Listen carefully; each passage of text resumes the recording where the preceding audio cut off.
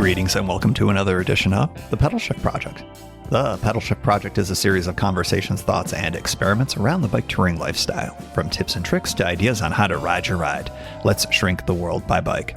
Show notes and more are available at pedalshift.net/328, and you can email the show at pedalshift@pedalshift.net or text me at 202-930-1109 and check Pedal Shift out on all the socials as well.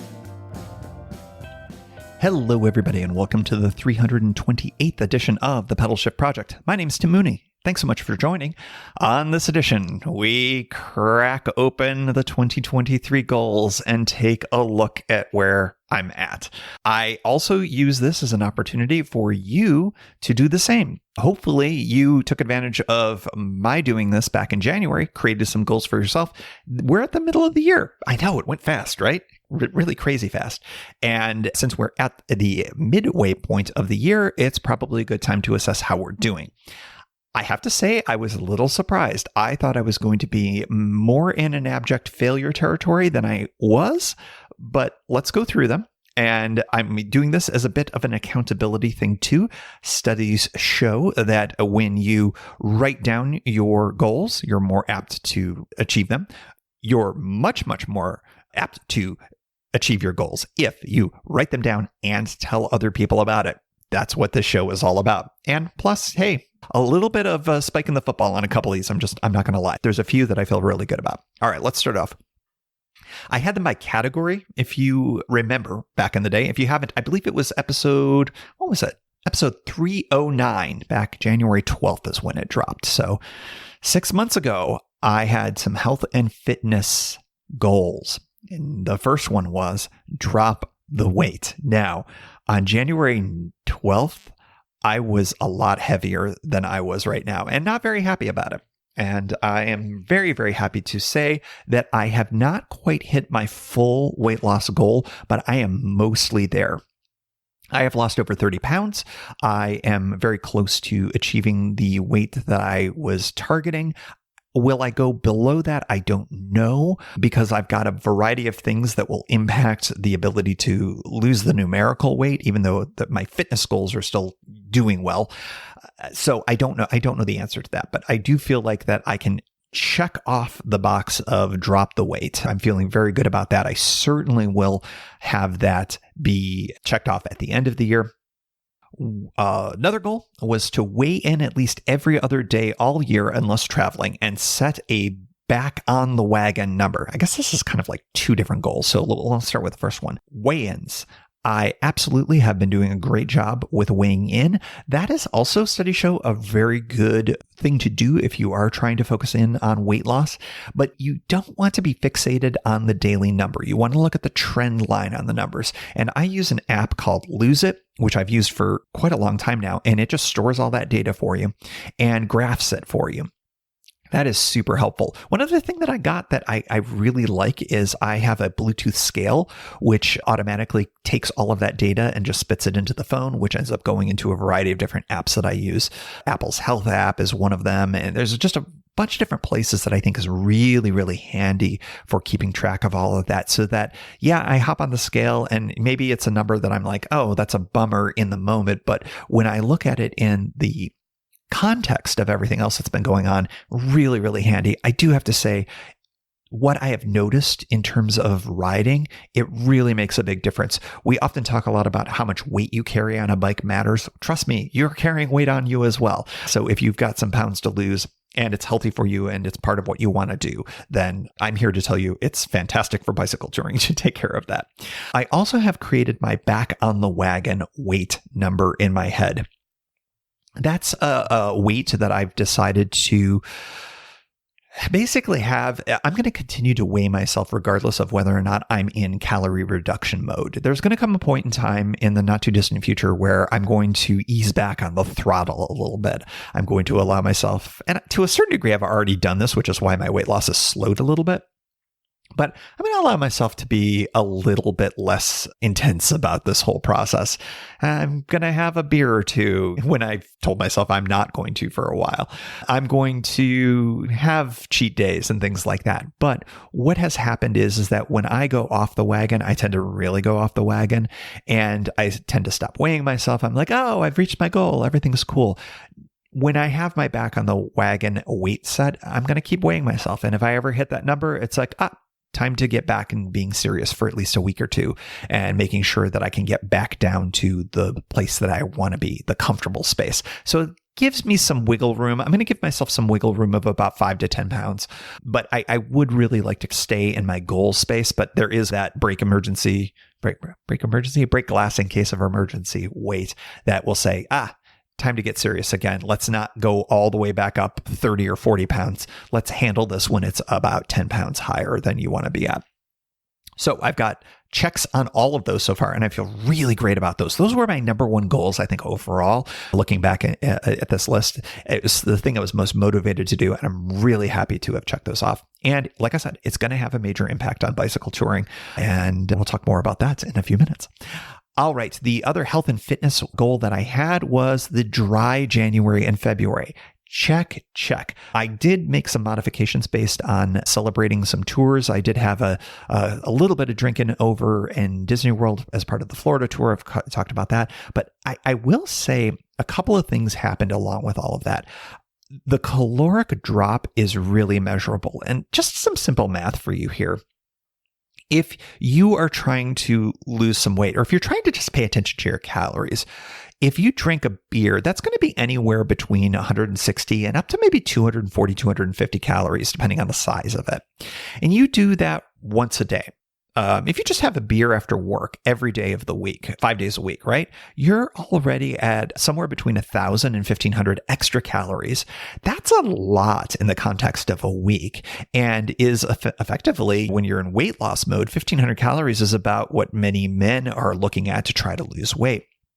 So just having a beer a day, it's almost an entire full day's worth of calories that you've just had. And so by reducing drinking overall, it really does make a big difference. And the dry January and February really helped me focus on that. So I do have an occasional beer here and there. I have an internal rule that I don't do that unless I'm riding in some way, shape, or form, whether that's on a trainer or I'm out on the bike on a trail or something like that. But I've also discovered something really interesting, and that is the wonders of an NA beer, non-alcoholic beer. Is it as good? Absolutely not. It is not as good, but it's a nice alternative. And there are a whole bunch of different brands. A lot of the major breweries are doing it now. So I've got some in the fridge, but it's also an active choice that I make because there still are calories in them, anywhere between 50 and 70 for just a can of it. So if it's something where you want close to a beer, but not the calories or the alcohol, it's a nice alternative. And it's certainly something that I've taken advantage of. And it's been part of my weight loss strategy that I think has great bicycle touring benefits. So overall, really have hit the marks here on the health and fitness goals for the first 6 months of the year. The real key here is that in order for me to be able to check those boxes at the most important point at the end of the year, and when I do the assessment, I'll probably do the assessment actually as a part of the new goals for 2024. I got to make sure I keep it up, and I am definitely going to do that because it's just been so successful. I want to keep the success up. All right. Health and fitness. Check. Touring. This one's a little more interesting. When I cracked open this list, I thought that I certainly had done a few things, but I was pretty sure that I hadn't been doing enough of it or the right kind of it to be able to say that I was on track. You tell me if you think I'm on track. I think I was better than I thought.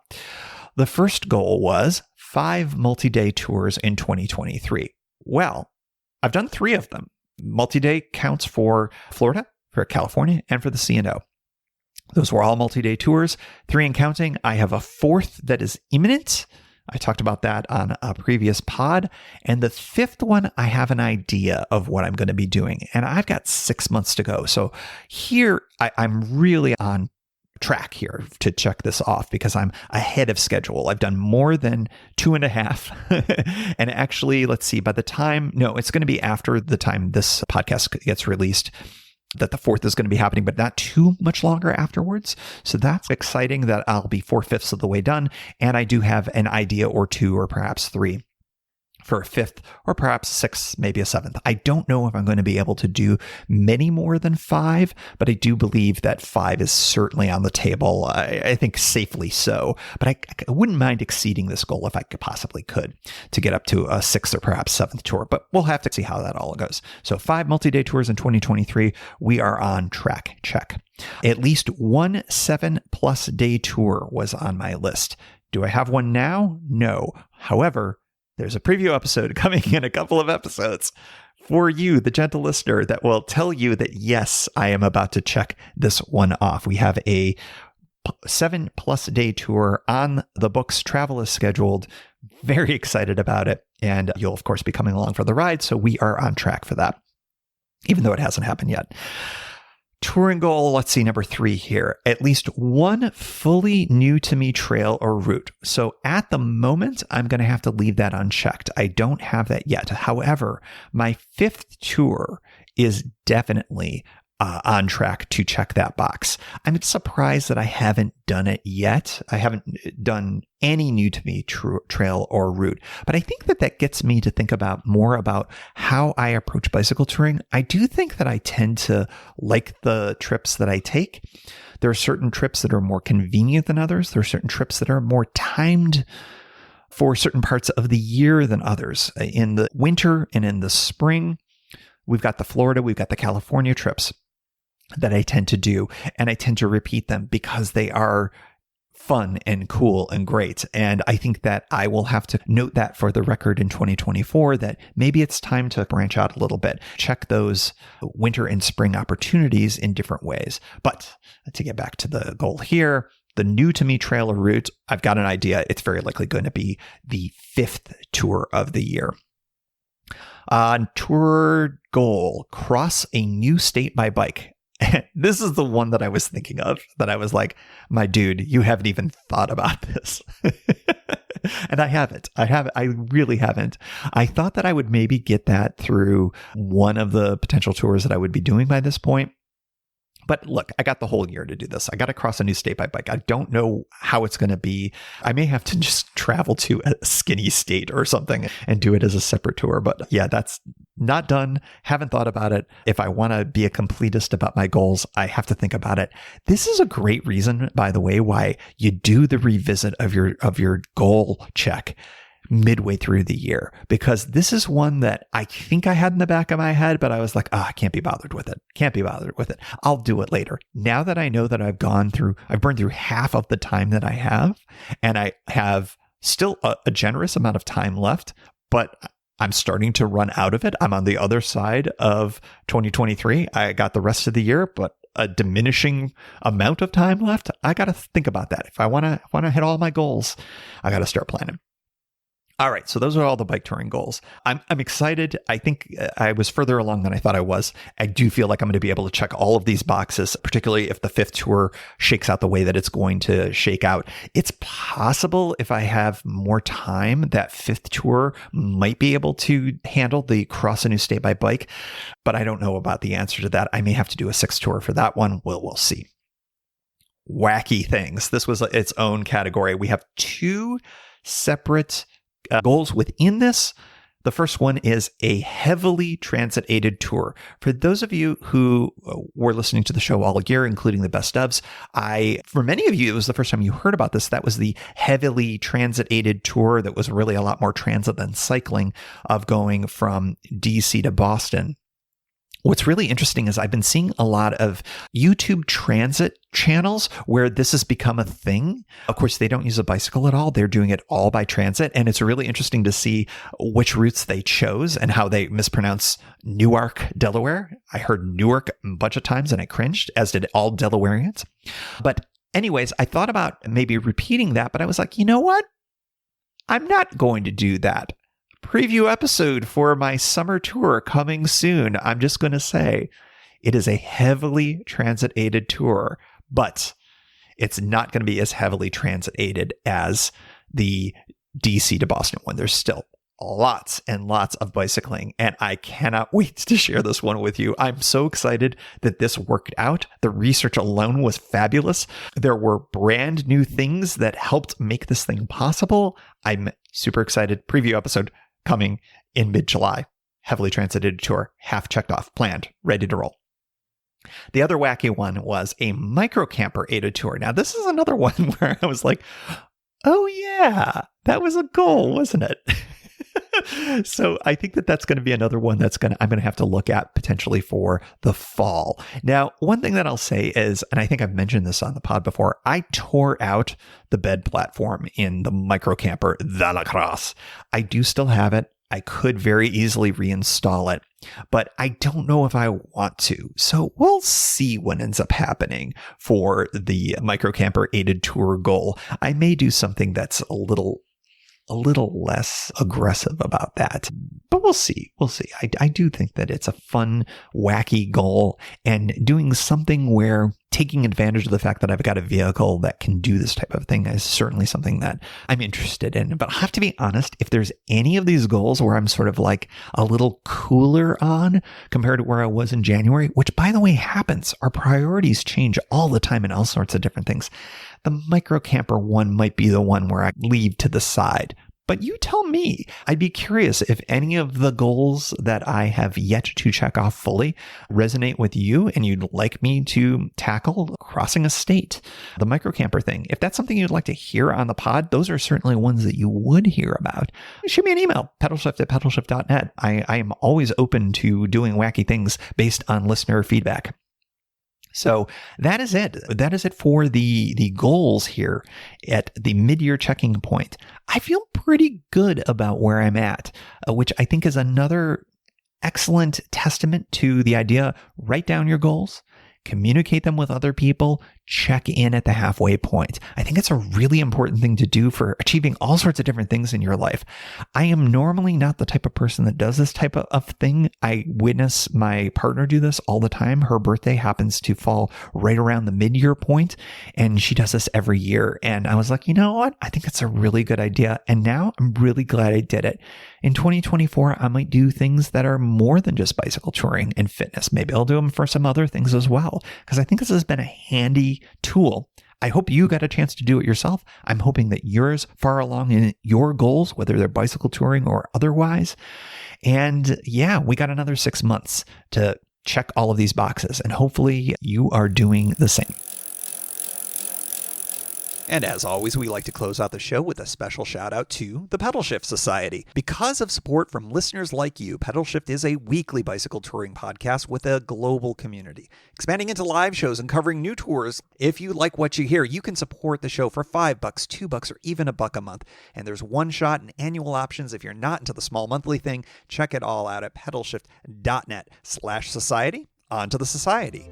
Kimberly Wilson, Caleb Jenkinson, Cameron Lean, Andrew McGregor, Michael Hart, Keith Nagel, Brock Dittus, Thomas Skadow, Marco Lowe, Terrence Manson, Harry Telgadis, Chris Barron, Mark Van Ram, Brad Hipwell, Mr. T, Nathan Poulton, Stephen Dickerson, Vince LaGreco, Cody Florchinger, Tom Beninati, Greg Braithwaite, Sandy Pizzio, Jeff Muster, Seth Pollock, Joseph Quinn, Drew Porter, Byron Patterson, Joachim Robber, Ray Jackson, Jeff Fry, Kenny Mikey, Lisa Hart, John Denkler, Steve Hankel, Miguel Quinones, Alejandro Aviles Reyes, Keith Spangler, Greg Towner, Jody Zeranin, Lucas Barwick, Michael Baker, Brian Bechtal, Reinhard Biggle, Greg Middlemiss, Connie Moore, William Gothman, Brian Benton, Joan Churchill, Mike Bender, Rick Weinberg, Billy Crafton, Gary Matushak, Greg Latoile Lopez, James Sloan,